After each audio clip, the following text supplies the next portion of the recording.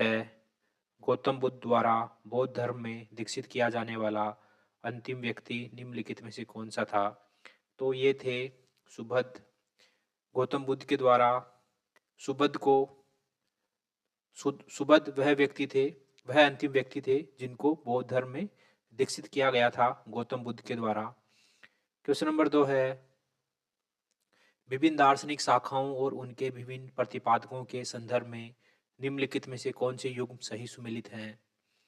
तो सांख्य के प्रतिपादक थे कपिल, सही है। योग के प्रतिपादक थे पतंजलि।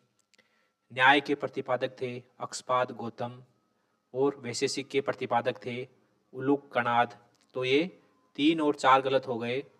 उसके बाद 2 और होते हैं, इसमें ये 6 होते हैं। तो 5वां है पूर्व मीमांसा, जिसके प्रतिपादक थे जैमिनी, और उत्तर मीमांसा या वेदांत, इसके प्रतिपादक थे व्यास। तो इसमें पहला और दूसरा सही है, तो इसमें बी ऑप्शन हमारा आंसर हो गया। क्वेश्चन नंबर 3 है, एक यूरोपीय विद्वान एडविन अर्नोल्ड ने किस बौद्ध ग्रंथ को आधार बनाते हुए बुद्ध पर एक विस्तृत काव्य लिखा? तो एडविन अर्नोल्ड ने ललित विस्तार को आधार बनाकर एक विस्तृत ग्रंथ the light of the Asia लिखा। ओके, तो ललित विस्तार को आधार बनाया एडविन अर्नोल्ड ने। क्वेश्चन नंबर 4 है, कुछ गांवों की एक इकाई के स्तर पर एक अधिकारी के रूप में गोप का निम्नलिखित में से कौन सा कार्य था? तो गोप का कार्य था सामान्य प्रशासन की देखरेख करना, लेखपाल का कार्य करना, जनगणना का कार्य तथा पशुधन का हिसाब किताब रखना।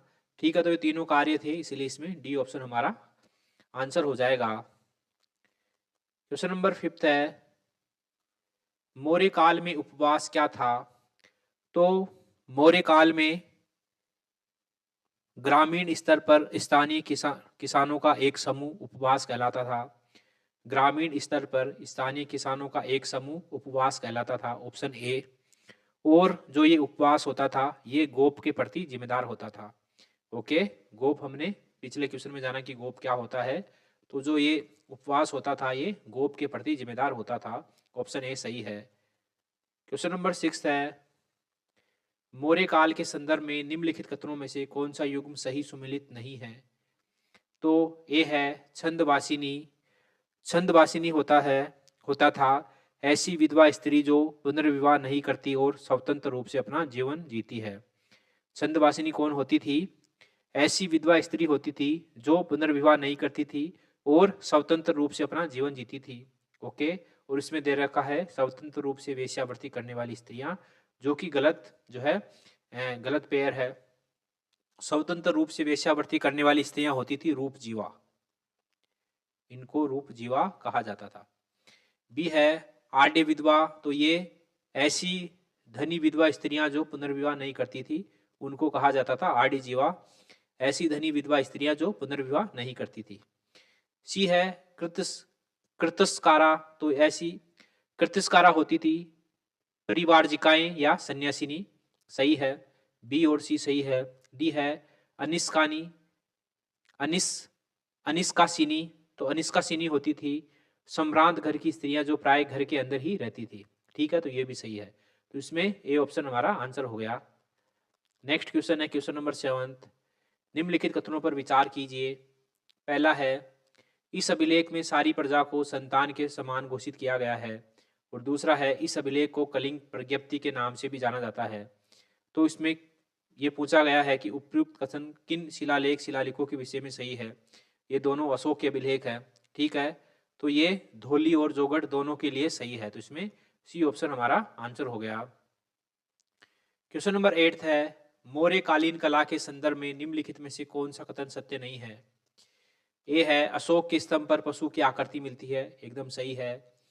ईरानी स्तंभ पर मानव की आकृति मिलती है, ये भी सही बात है कि अशोक के स्तंभ पर पशु की आकृति मिलती है और ईरानी स्तंभ पर मानव की आकृति मिलती है। सी है अशोक के स्तंभ पर काले पोलिस का प्रयोग मिलता है जबकि ईरानी स्तंभ पर नहीं, ये गलत बात है। अशोक के स्तंभ पर काले पोलिस का लेप मिलता है, काले पोलिस का प्रयोग मिलता है और ईरानी स्तंभ पर भी काले पुलिस का प्रयोग मिलता है। तो इसमें सी ऑप्शन हमारा आंसर हो गया। क्वेश्चन नंबर 9 है, निम्नलिखित कथनों पर विचार कीजिए। पहला कथन है, खारवेल ने मगध के शासक बृहस्पति मित्र पर विजय प्राप्त की, जो कि सही स्टेटमेंट है। खारवेल ने अपने शासन के 12वें वर्ष में मगध पर आक्रमण किया और मगध शासक बृहस्पति मित्र पर विजय प्राप्त की। और जब खारवेल ने मगध पर आक्रमण किया तो वहां से जैन तीर्थंकर शीतलनाथ की मूर्ति वे मगध ले आए, और जो ये शीतलनाथ की मूर्ति मगध लेके आए थे, इस मूर्ति को 3 शताब्दी पूर्व मगध के एक शासक थे महापद्म नंद, जो कि कलिंग से मगध ले गए थे। तो उसको वापिस जो है उसको वापिस खारवेल ने जो है कलिंग ले आया, जो है खारवेल उसको वापिस कलिंग ले आए। ठीक है, तो स्टेटमेंट दूसरा क्या है कि खारवेल मगध के अभियान में अपने साथ जैन तीर्थंकर शीतलनाथ की मूर्ति भी मगध से लाने में सफल हुआ, जिसको 3 शताब्दी पूर्व मगध शासक महापद्म नंद द्वारा कलिंग से ले जाया गया था। सही बात है कि 3 शताब्दी पूर्व जो मगध के शासक हैं, जिनका नाम है महापद्म नंद, उन्होंने कलिंग से जो है एक जैन तीर्थंकर शीतलनाथ की मूर्ति, माफ करना, जो मगध शासक है, मगध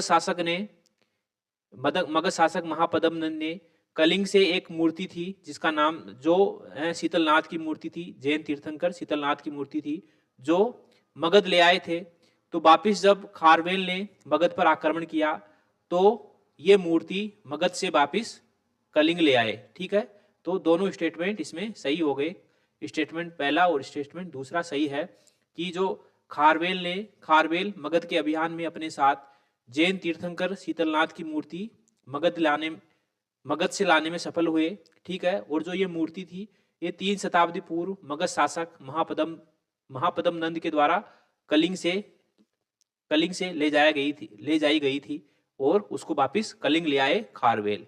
ठीक है, तो ये दोनों स्टेटमेंट सही हो गए। इसमें सी ऑप्शन हमारा आंसर हो गया। क्वेश्चन नंबर 10 है, निम्नलिखित में से किस शासक ने केवल तांबे के सिक्के ही प्रचलित करवाए? निम्नलिखित में से किस शासक ने केवल तांबे के सिक्के ही प्रचलित करवाए? तो ये थे कुजुल कडफिसस ने तांबे के सिक्के ही प्रचलित करवाए, और ये 2 प्रकार के सिक्के होते थे, एक में कोई उपाधि नहीं होती थी और दूसरे में राजकीय उपाधियां होती थी। ठीक है, और इसमें राजकीय उपाधियां कौन कौन सी थी? इसमें थी महाराजा की, यह तस्प की, कुषण की, कुचल की, कफस की आदि जो है राजकीय उपाधियां थी कुजुल कडफिसस के सिक्कों पर। ओके साथियों, तो इसी के साथ